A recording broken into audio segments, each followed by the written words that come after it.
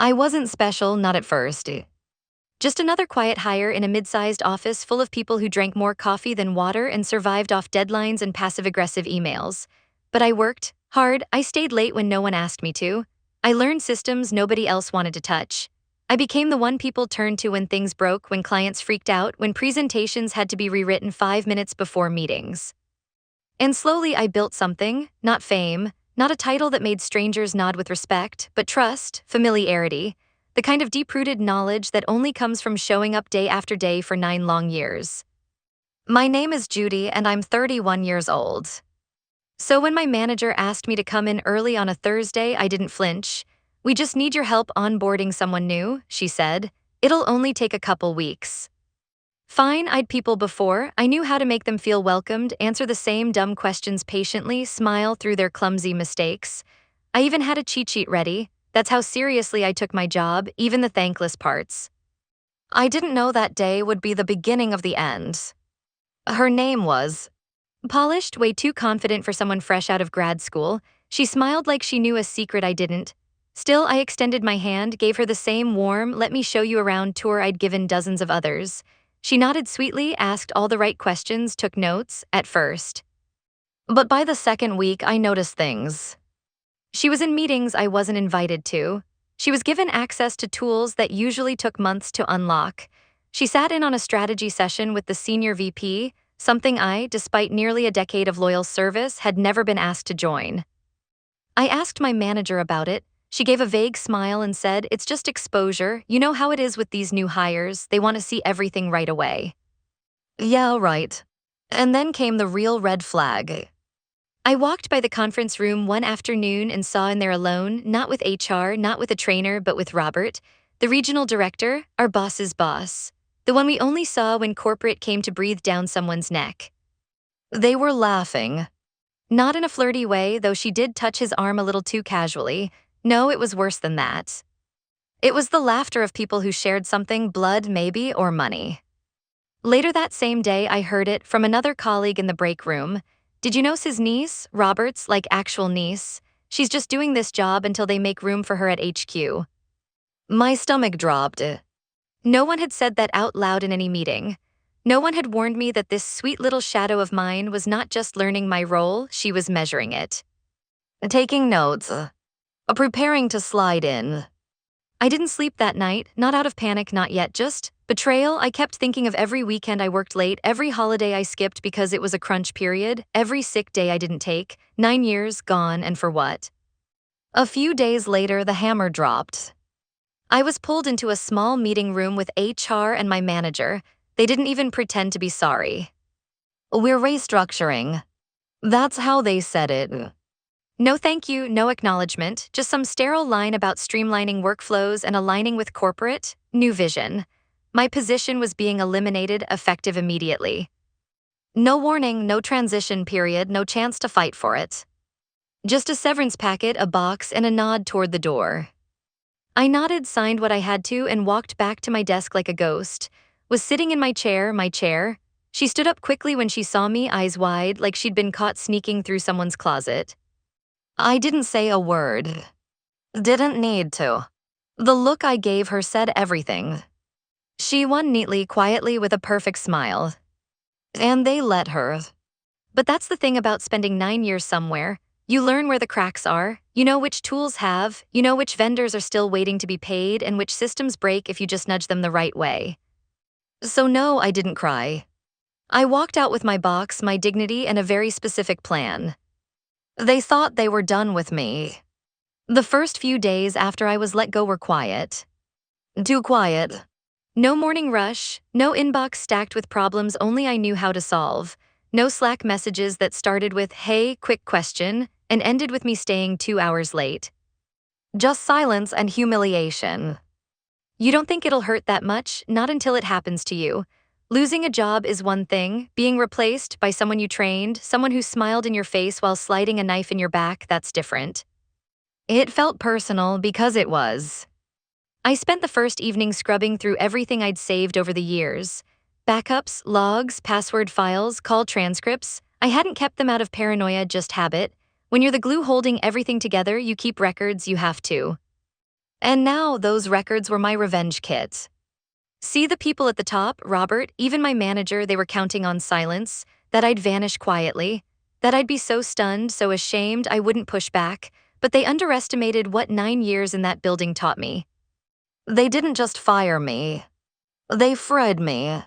First step, the legacy systems, the ones they never budgeted to upgrade. I still had access, remote logins they forgot to revoke. Sloppy, dangerous, predictable. So I left them gifts. Subtle, quiet ones. I rearranged folder structures just enough to make things maddening, replaced shortcut links with broken references, renamed a few key files with identical names but corrupt data, nothing illegal, nothing traceable, just chaos, delays, confusion.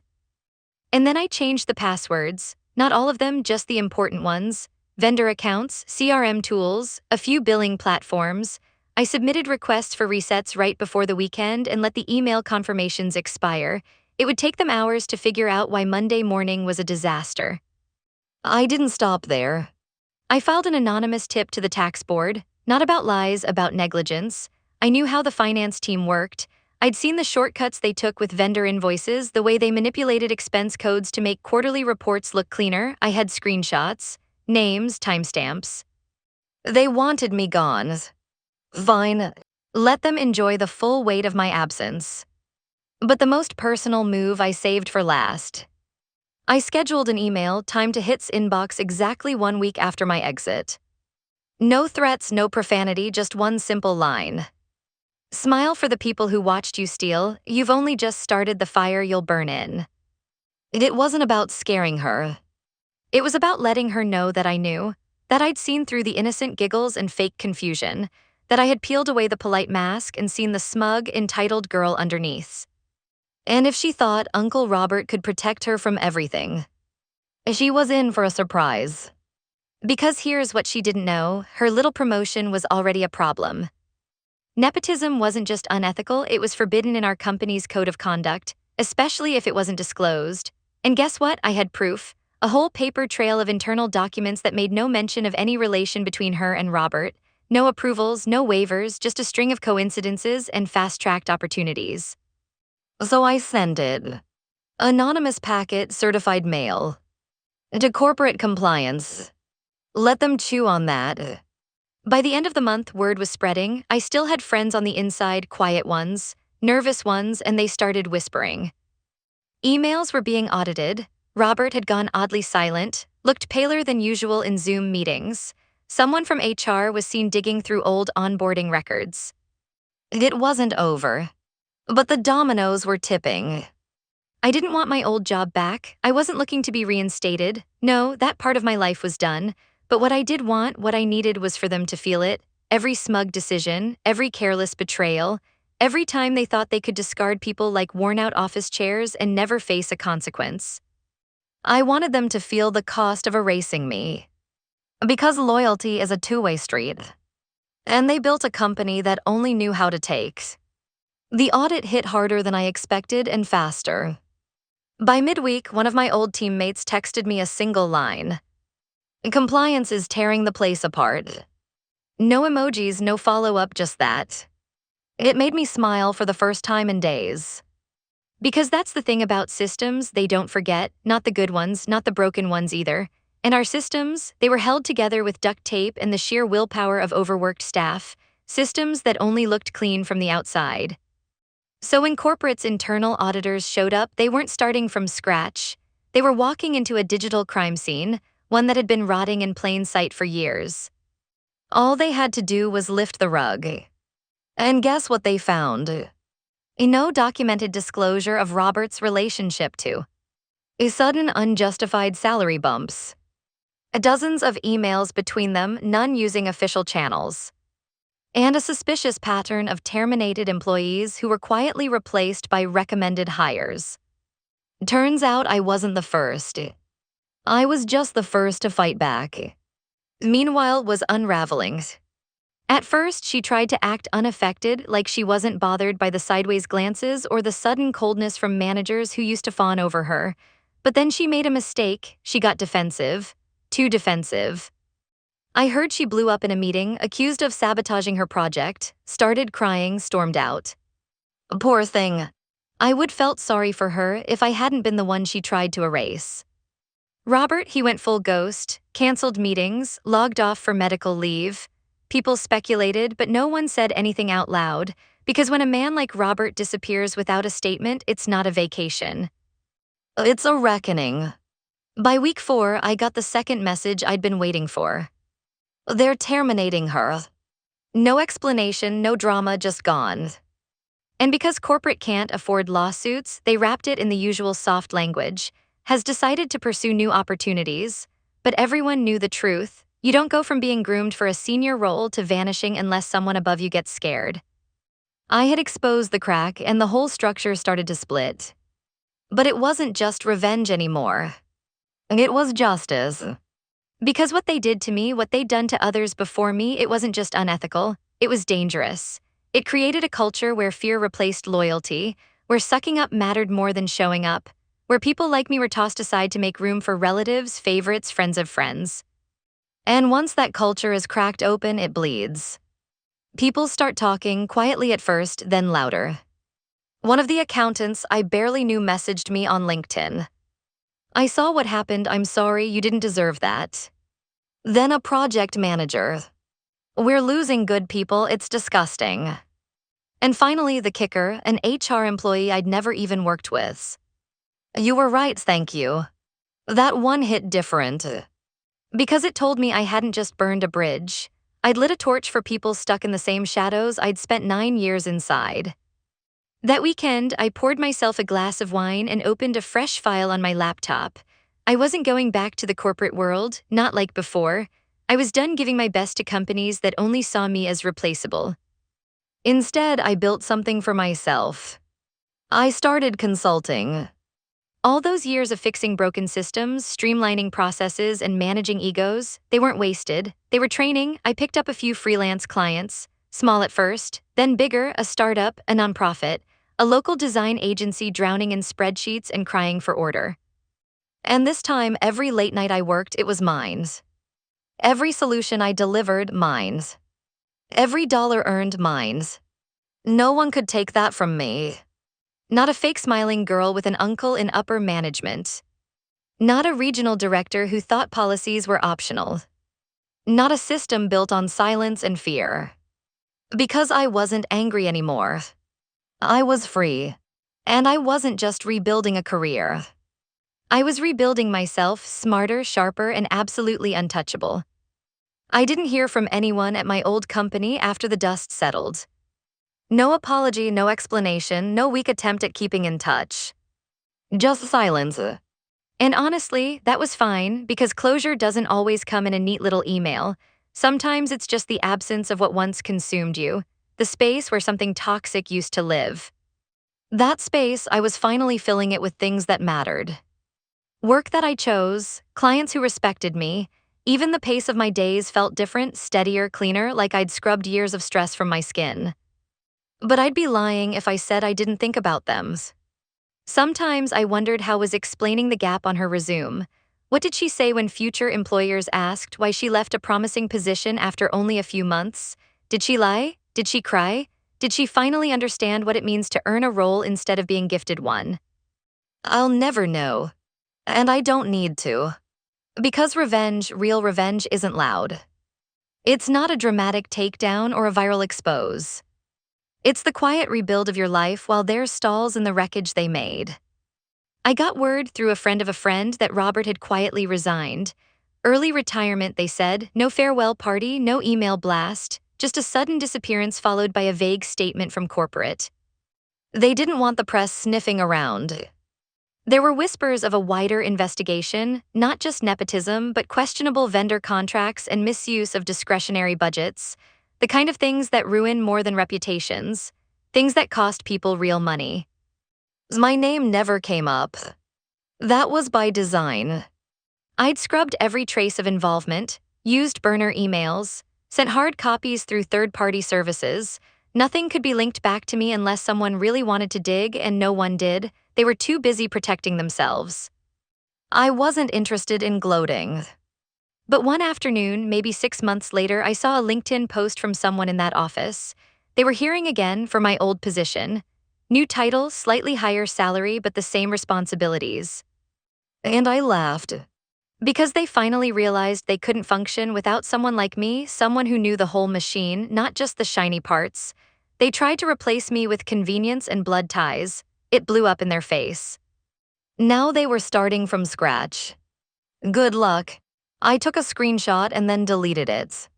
Let it go. I was consulting full-time now and doing well.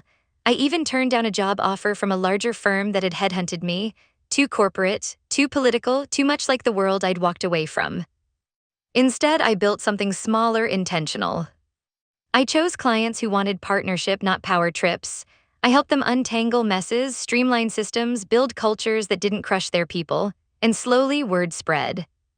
I got referrals then. People trusted me. Because I knew what broken looked like and I knew how to fix it. One night I got an email from a woman named. She used to work in a different department at my old job. We'd barely spoken, just exchanged nods in the hallway. She was quiet, competent, invisible to the higher-ups, like I used to be. She wrote, "I don't know if you were behind everything that happened, but if you were, thank you. Things needed to break. We're building something better now." I stared at the screen for a long time. Not because I needed validations, but because it reminded me the ripple was real. I hadn't just taken my power back, I'd forced a corrupt system to blink, to pause, and maybe, just maybe, to think twice before discarding the next person who gave them everything. Closure doesn't always come with fanfare. Sometimes it's just a quiet evening, a glass of wine, and the knowledge that you're no longer angry, that the ache in your chest has faded into something firmer, resolved, final. I don't stalk profiles, I do Google Robert, I don't relive the day they fired me. I don't need to. Because I'm not who I was then. That version of me, the one who stayed quiet, who bent over backward, who mistook loyalty for security, she's gone. And the woman who replaced her. She doesn't forget. She doesn't beg. She doesn't lose. They say success is the best revenge. But I disagree. Success is just the beginning. Real revenge, the kind that actually heals you, is peace. The kind of peace that doesn't come from winning. It comes from not needing the game anymore. And that's where I found myself one quiet Friday afternoon. It had been nearly a year since the day they let me go. My calendar used to be a mess, stacked meetings, shifting deadlines, no breathing room. Now I had a rhythm, a life I actually lived, not just worked through. I closed my laptop at 4:30, made tea, and sat by the window as the sun poured across my living room floor. I didn't think about clients. I didn't think about old grudges. I thought about how far I'd come. And then, out of nowhere, my phone buzzed. A name I hadn't seen in months. My former manager. I just stared at the screen, heartbeat still, thumb hovering over the answer button. I didn't pick up. Instead, I let it ring, then I read the message that followed. "Hey, hope you're doing well. We're going through some transitions here. Was wondering if you'd ever be open to returning, maybe in a consulting role." I smiled. Not because I wanted the job, I didn't, not for a second, but because they finally saw it, saw me, not as some easily replaceable cog, but as the backbone they broke without understanding how much of their system depended on me. It was too late. I didn't reply. What could I possibly say that silence didn't already scream? You don't get to gut someone and then ask for their hands to put things back together. You don't get to replace loyalty with nepotism and expect the machine to keep running smoothly. And you sure as hell don't get to come crawling back when the mess you made refuses to clean itself up. They thought I was disposable. Turns out I was essential. But here's the thing, I didn't need to rub that in their faces. I didn't need some grand, cinematic moment of look what you lost. I had something better. Clarity. I understood now that everything they took from me, the job, the title, the routine, was never really mine. I had given them too much, too freely. My time, my energy, my weekends, my worth. Now I gave those things to myself. I started mentoring a few younger women who had been burned by similar experiences. We'd meet over coffee or Zoom, and I'd tell them the things I wished someone had told me earlier. Don't confuse loyalty with silence. Document everything. And know your value before someone tries to assign it for you. They listened, and they started to stand taller. That felt better than any revenge could ever taste. One of them, a 20-something named, called me her corporate big sister, said I helped her walk away from a job that was draining her soul. That's when it clicked. What I went through wasn't just a betrayal, it was a blueprint. For how to rise, for how to protect yourself, for how to leave and still win. I sometimes walk past that old office building on my way to client meetings. It's strange how small it looks now. Back then, it felt like a fortress, like everything important lived inside those walls. Now it's just glass and concrete, just desks and tired faces behind screens. I don't hate it. I just don't belong there anymore. I outgrew it the moment they tried to erase me, and I decided to rewrite myself instead. So no, success isn't the best revenge. Peace is. And peace. That's waking up without dread in your chest. That's saying no without guilt. That's knowing you could burn the place down, but choosing instead to build something beautiful with your own two hands, somewhere far away from the ashes. That's the life I live now. And I wouldn't trade it for anything they could offer.